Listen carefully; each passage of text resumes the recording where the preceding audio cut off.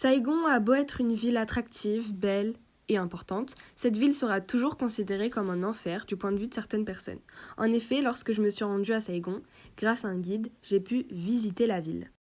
Nous commenciâmes la visite en plein centre de Saigon, là où les quartiers étaient beaux, attractifs et de plus me faisaient rappeler ma ville grâce à leur architecture, donc à Paris.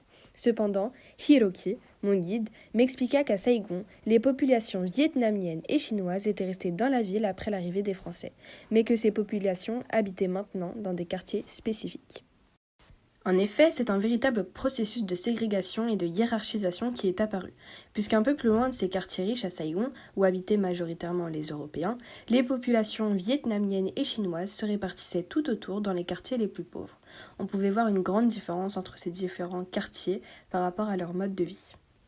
Hiroki m'expliqua aussi que l'arrivée des Français avait complètement bouleversé l'organisation de leur ville, du fait que leur ville était marquée par d'importantes inégalités. Ces inégalités passaient par le sentiment de supériorité des Européens, car ils se prenaient pour des rois tout simplement, et du coup ce sentiment de supériorité s'exprimait à travers le champ de course d'entre-soi qui était un espace seulement réservé aux Blancs.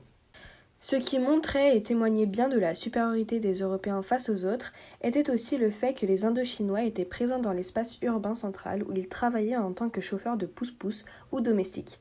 C'était horrible puisqu'avec cette forme de domination de la part des Européens, les Indochinois étaient quant à eux traités donc comme des esclaves.